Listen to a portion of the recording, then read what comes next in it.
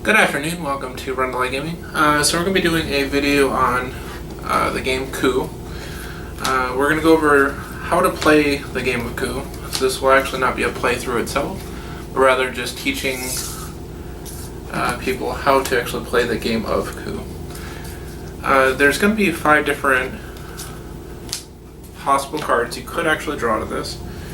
And with the game itself, it also will have a reference card here, and then you'll also have like a first player marker and then several coins. Now with this particular edition there are a lot of alternative artwork to these, so the artwork may not be the exact same as if you were to buy a separate edition, because I'm not sure what the newer versions of Coup have, but this is the Resistance version of that. So first off, you'll have these cardboard type money here, and these are just to keep up with how many coins you currently have. And we're going to basically go over each of these different jobs and how the game itself plays. Now with this reference card, which you should get with it as well, it'll go over the different details as far as what kind of stuff you can do on your particular action. Now the first ability that you can do is called Income. This is where you can take 1 coin. You do start out with 2. So I could take 1 coin and no one can do anything about it. You just simply take that 1 coin and that's it. You could also take 2 coins as your action instead of 1. Now where this may come with a downside though, is that if someone at the table declares that they have a Duke, they could actually block your 4 and 8, and therefore you take no coins. So it is something that comes with a little bit of risk. You could also pay 7 coins. If at some point you make it all the way up to 7 coins, you will be able to kill one of the cards of someone's hand, and they cannot do anything to protect themselves from that. The next thing is you could also take 3 coins with the tax. Now this is only able to be done by the Duke. He can also block 4 and 8. So if someone were to declare that they are going to take 4 and 8, you could declare that you have a Duke, and therefore you block their 4 and 8. The 4 and 8 of course being the 2 coins. The next thing is I could pay 3 coins. If I were to pay 3 coins, I could then attempt to assassinate someone at the table. So if I were to try to assassinate you, the only thing that can actually block that would be a Contessa. The Contessa is the only person that can actually block that. So far we've went over the Duke. This is the Contessa here. The Contessa, her primary job is simply to block the Assassin. The Assassin is this card here. The next one is the Inquisitor. Now some of the older versions have an ambassador. The Inquisitor is a little bit better of a version of it. He actually has 2 different abilities, plus he can also block something. The first thing is, with the Inquisitor, you can exchange cards with the court deck. So you would draw 2 cards from your court deck, and then you swap out of those cards you have in your hand at that point, and you keep the amount of cards that you currently have in play right then. So let's say if you only have 1 card left, you would draw 2 additional cards. You keep 1 card out of those 3. If you had 2 cards left still, you would draw those 2, and then you keep 2 of the 4. They can also examine or force another player to discard their current card, or one of their cards, and then have them exchange for a new one. So let's say if I choose you as the target, I get to look at one of your cards of your choice, and then I get to tell you whether or not I want you to exchange that with a court deck, or if I want you to go ahead and keep that card. Sometimes having them keep it could be good for intel reasons, because at least at that point you know what kind of cards that they have. They can also block stealing. So this will be our Inquisitor. And so with the Inquisitor, those are the different options that you currently have. Now they do have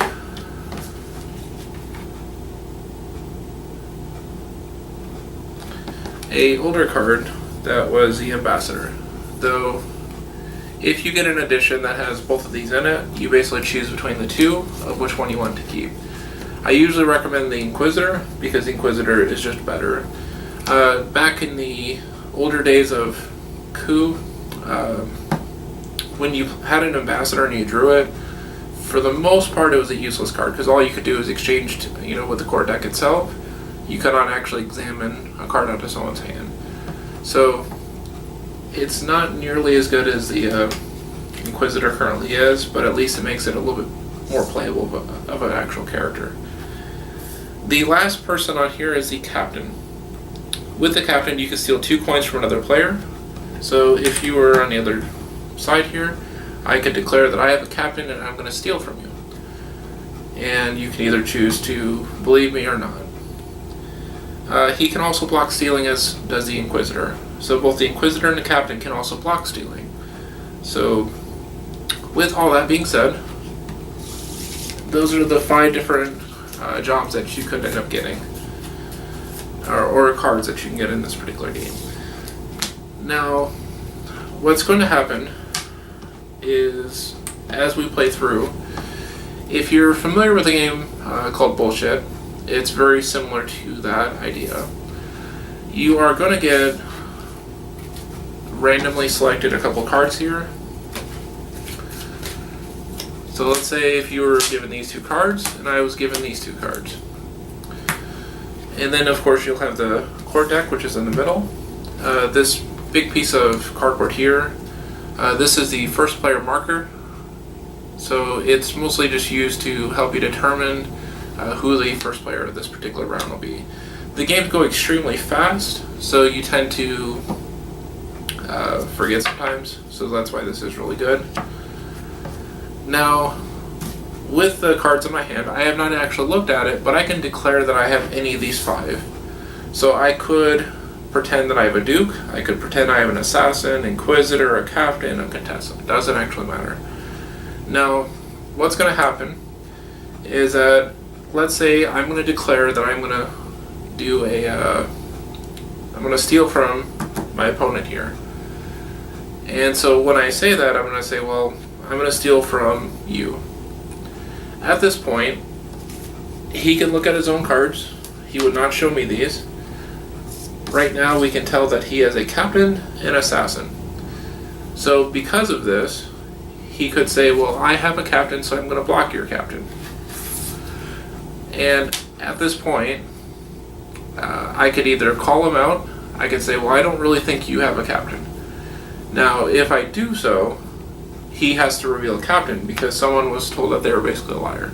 Once you call someone out and you think that they are lying, someone is going to lose a card, whether it be the person that made the accusation or the person that made the statement to begin with. Alternatively, he could have decided that he was not going to block my stealing and call me out on my Captain. As you can see, I do not have a Captain.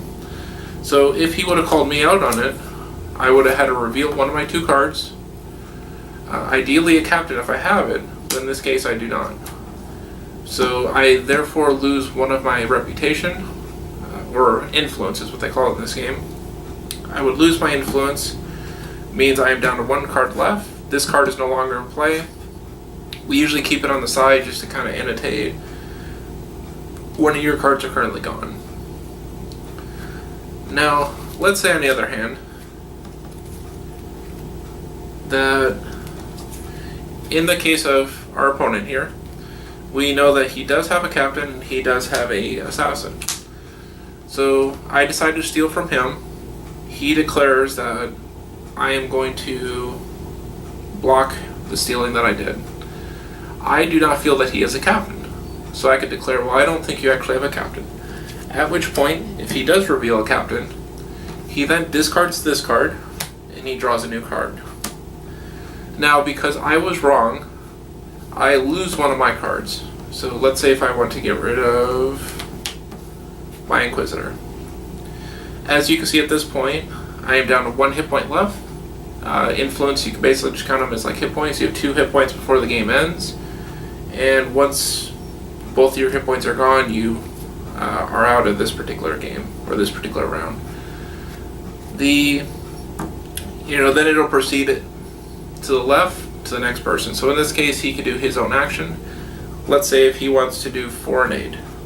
He's going to take 2 coins because he knows that he doesn't have a duke. He is hoping that I do not. So in this particular case, since we do know that I had a duke from earlier, I'm going to tell him that I'm going to block his Forenade. Now he could choose to call me out on it, but it's going to go the same route as before. So if he does not believe me, he could say, well, I don't think you have a duke. And if that happens, then I would reveal my duke. He loses one of his cards. Or he could say, well, I don't think I'm going to take that Forenade because I believe you might have a duke. So at this point, so let's say now it passes my turn because he took his turn, it didn't do anything. So I'm going to take 3 coins with my duke. Since at this point he knows that I might have a duke, though he could still call me out on the duke for taking the 3 coins and say that he doesn't think I have a duke. But at this point, we know that he currently does have, I guess he didn't get a duke, because when he lost his captain, he actually drew a new card. So now he currently has a duke and an assassin. But what he might do is he may just take his 1 coin. Now, normally he could take his 3, but if he actually thinks I have a duke, then he can prepare for an assassination. So at this point, I'm going to take 3 more coins on my side, at which point he's going to declare that he's going to assassinate me. Now, pretty much at this point, I have a couple different options here. First, since he's assassinating me, I could either call him out, I don't think you have an assassin.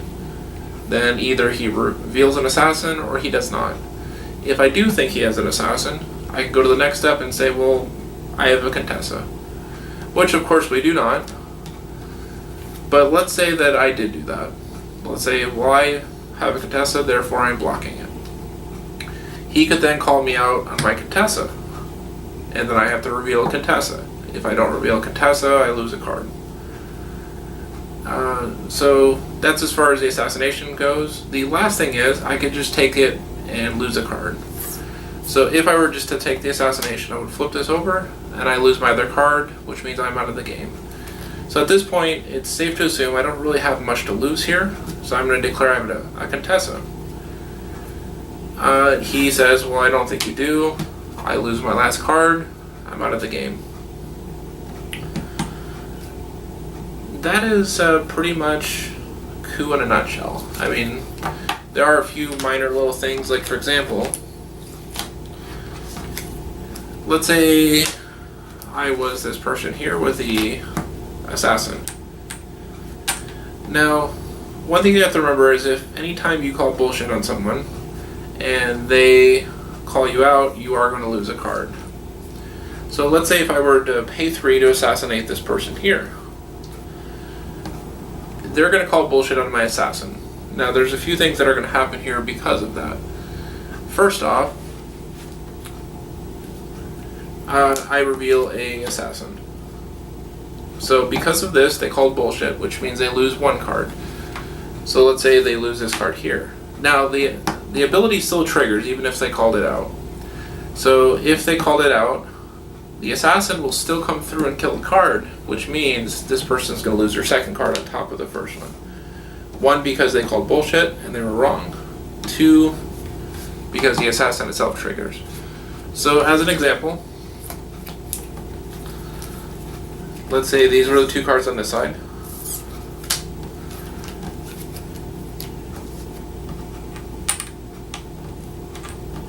If I were to try to steal from this player, so let's say we don't know what cards the other person has right now. Let's say if I go, I'm going to steal 2 coins from you. He says, well, bullshit, I don't think you actually have a captain. I reveal a captain. He would lose 1 of his cards, so let's say we'll get rid of this card. I still get the 2 coins even though I'm about to lose this card. So I will discard my captain, and I will draw another card. Now, he doesn't know what the new card is, so it could be something that I have not used up to this point. In this case, it's an assassin, which... So basically, I come out with a duke and an assassin. So that is the game as a whole. I mean, for the most part, it's about pretty much just lying through your teeth until you win. For the most part, that's about the majority of the game. It's a very quick game. You could very easily play the game within 5 to 10 minutes. With small groups of players, like 2 players, you're looking at probably 3 to 4 minutes pretty normally. With much larger games of, say 5 to 10 people or so. Well, not quite 10 people, but let's say closer to 6 players. You're going to have a little bit more lengthy of a time as far as playing, because it's going to take a little bit of time to go through and actually get everyone eliminated. So as you can see, the deck will continue to get knocked out here. As you play through, the discard pile is going to continue to get larger. So as you see, people lose cards and have cards in front of them. If you know how many cards are in the deck, because if you're playing a 4-player game, there's usually 3 of each. If you play the larger game, which I don't know if that comes in the base set of the newer versions, the current one I have is the Kickstarter edition.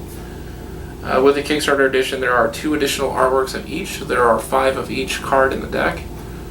So you could kind of card count it a little bit. If you see 5 assassins out and I declare I have an assassin, you know that I'm obviously lying. So overall, it's a pretty good game, pretty quick, really easy, fairly cheap, though I think it's kind of out of print right now, but I think they're about to have another printing of it pretty soon. And then hopefully once it gets reprinted again, we'll see some more versions of them out there. Otherwise, that is the review itself. Alright, so as mentioned, this is the game of Coup. It comes in a very tiny box. It's extremely shiny, but this is a Kickstarter version. Again, I'm not sure how the other one is. If it's just a shiny, if it comes with alternate artwork on it. They cite on here that it's usually within 15 minutes. Commonly in 15 minutes, so we could play through 3 or 4 games, depending on how quickly each game goes, how much truth has been told. So it does vary a little bit. As I said, this one's a little bit, on the box itself, it's a little bit longer than it actually is. But otherwise, it's from Indie Boards and Cards, which they made things like Resistance. They made Flashpoint, which is like a firefighter game. So they definitely came out with several different games. They tend to be very quick, a lot of negotiation and things like that. So I hope you enjoyed the review. Definitely watch for a few more in the near future. And thank you for watching Rundlii Gaming. You have a good day.